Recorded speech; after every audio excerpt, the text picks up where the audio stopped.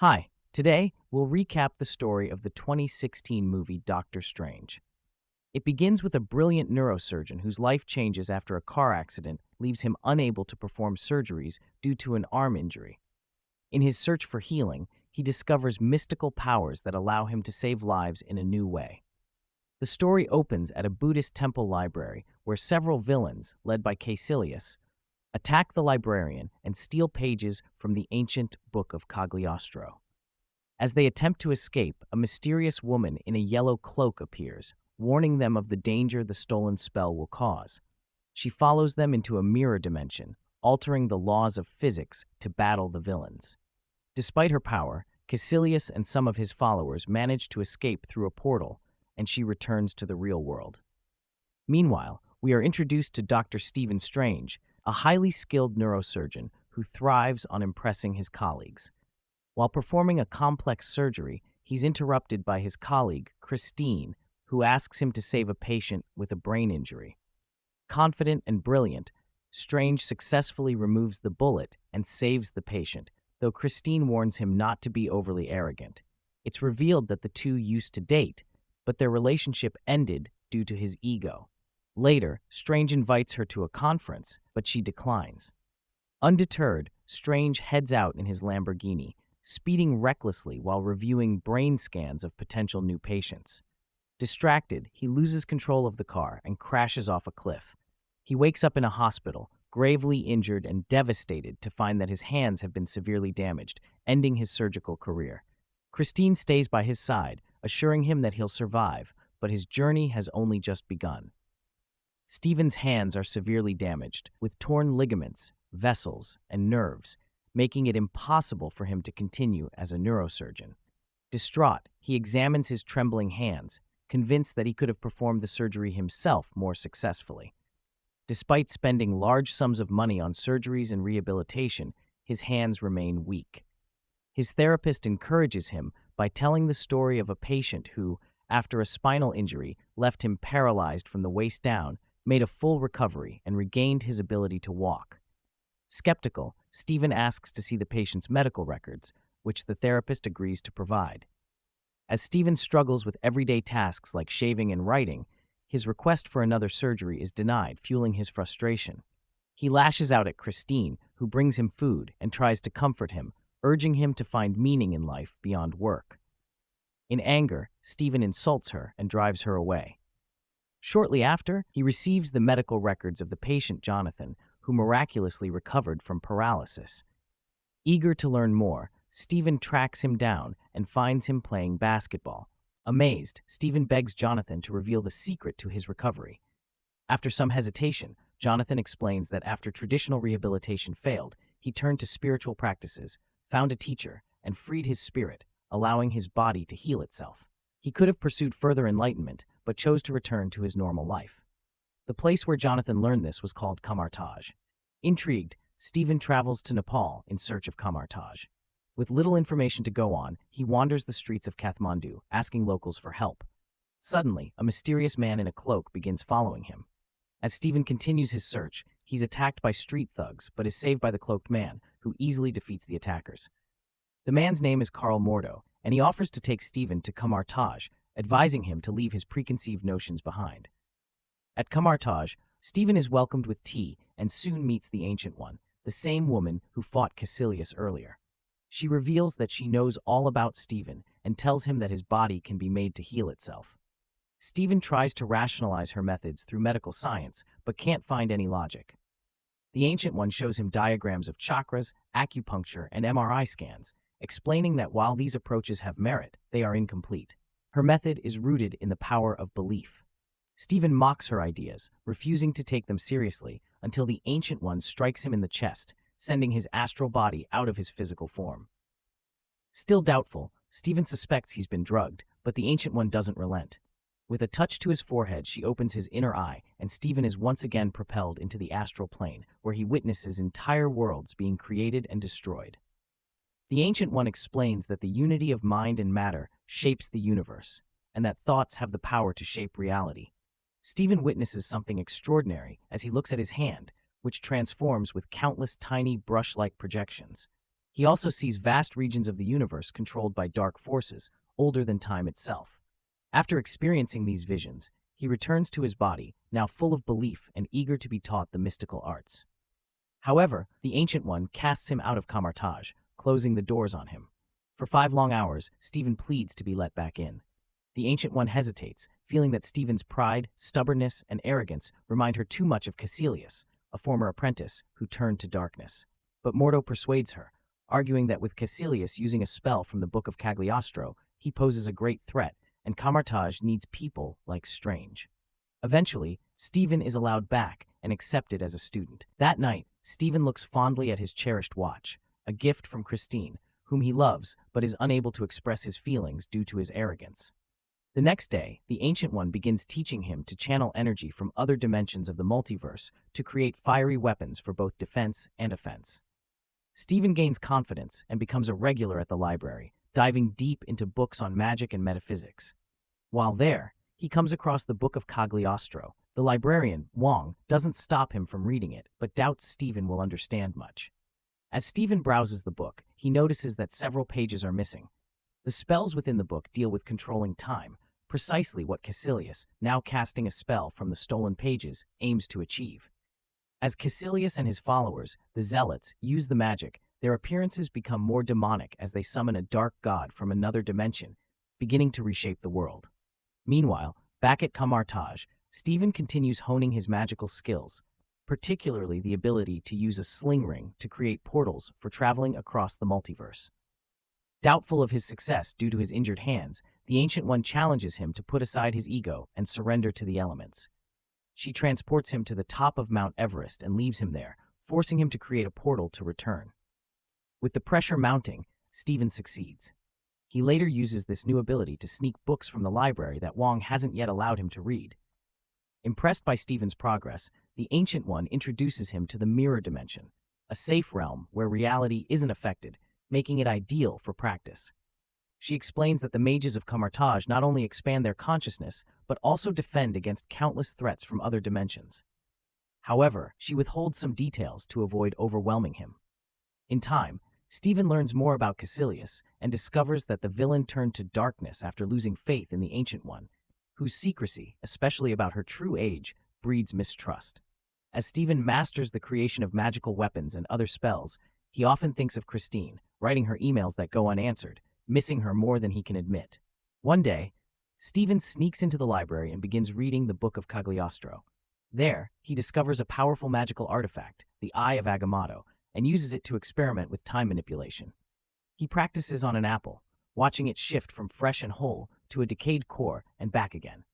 Intrigued, Stephen uses the same spell on the torn pages from Cagliostro's book, restoring them to their original place. As he reads on, he learns about Dormammu, a god who rules the dark dimension and can grant eternal life. When Stephen activates the spell, reality around him starts to warp, but he's interrupted by Wong and Mordo, who rush in. They inform him that he almost disrupted the time matrix, a forbidden act that can create temporal loops, anomalies, and voids, trapping someone in an endless cycle. Realizing Stephen's growing knowledge, they explain the true role of the sorcerers.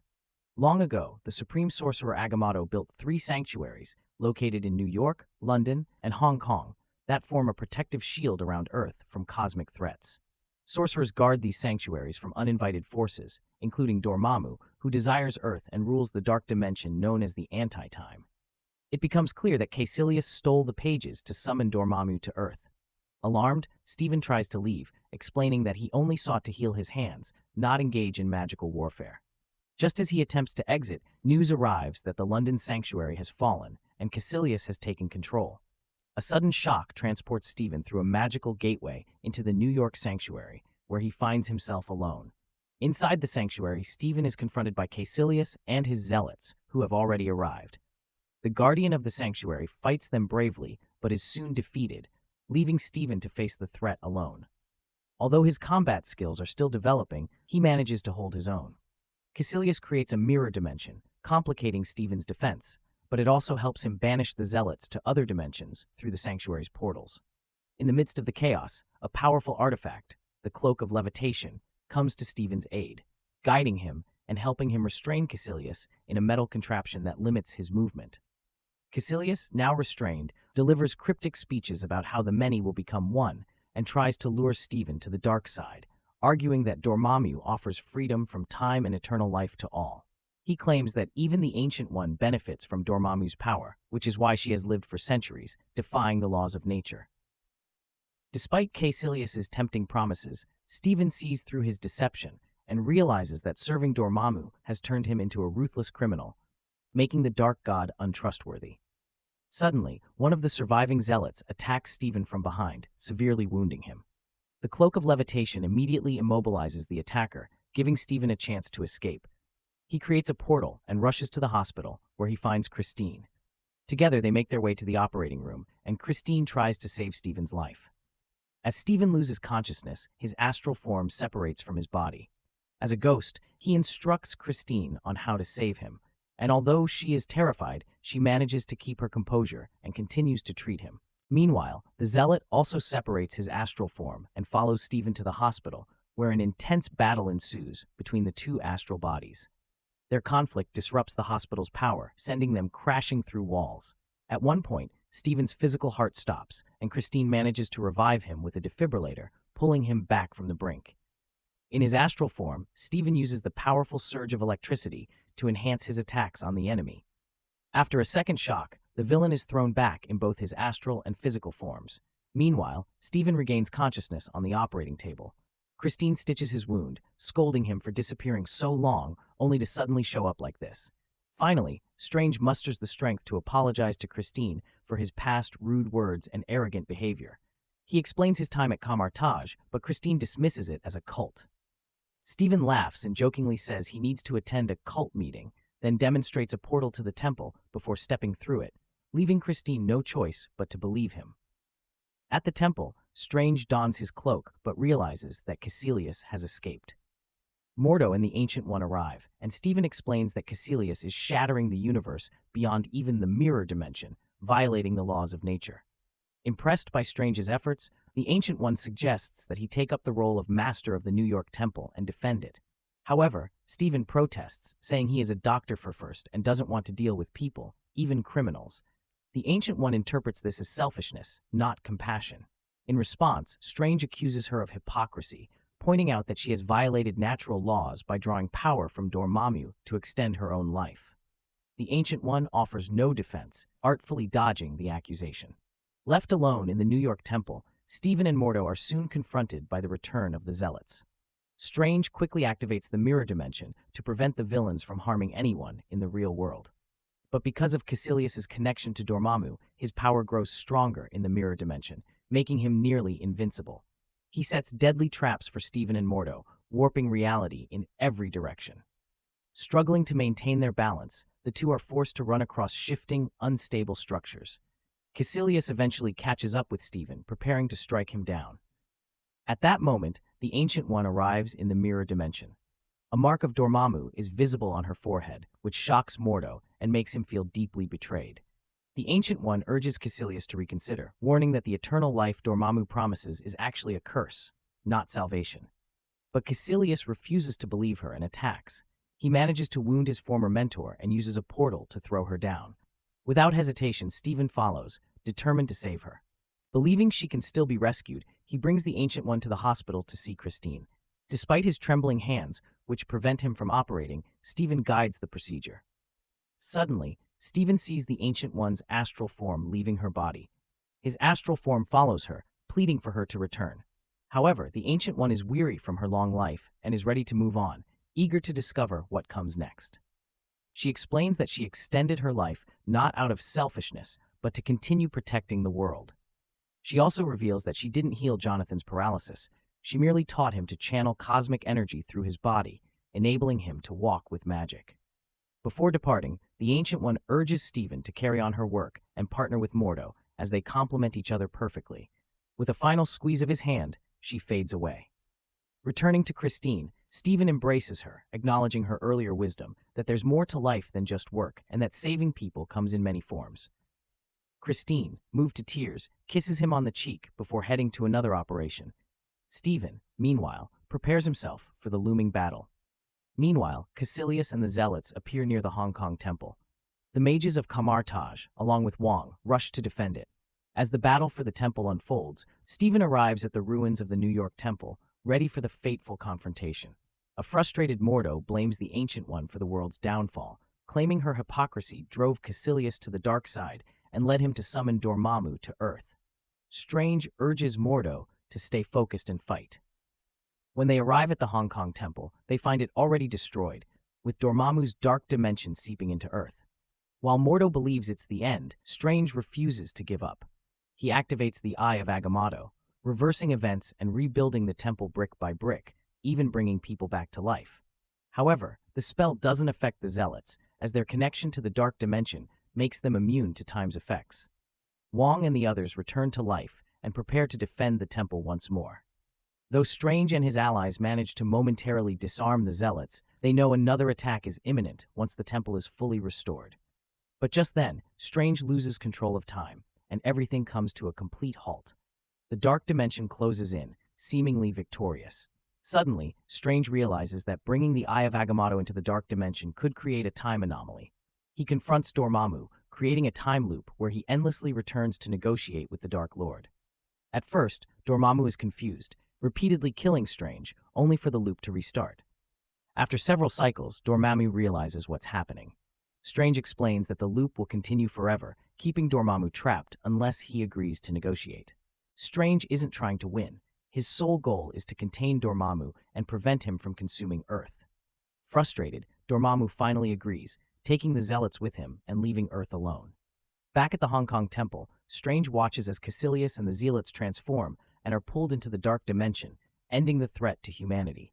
Using the Eye of Agamotto, Strange restores the temple.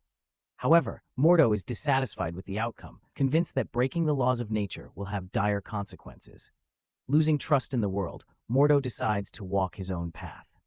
Strange returns the Eye of Agamotto to its place, deciding not to meddle with time any further. Wong praises his decision and warns him that news of the Ancient One's passing will soon spread across the multiverse, and Kamartaj must prepare for future threats. In the meantime, Strange focuses on rebuilding and protecting the New York Temple. Determined, he puts on his favorite watch, a gift from Christine. Later, Strange begins tracking down beings from other worlds who might pose a danger to Earth. He meets Thor at his temple, offering him a beer and asking about his half-brother Loki. Thor explains that they're in New York searching for their father. Strange offers to help them find Odin, allowing them to return home without delay. Meanwhile, Mordo visits Jonathan, accusing him of stealing magic and defying nature. Mordo believes magic must be earned, and Jonathan doesn't deserve it. Enraged, Mordo strips Jonathan of his magical abilities and his capacity to walk, leaving him paralyzed. Mordo, convinced there are too many sorcerers in the world, vows to set things right. So, what did you think of this movie? Leave your thoughts in the comments below. If you enjoyed this recap, don't forget to like and subscribe for more. See you next time.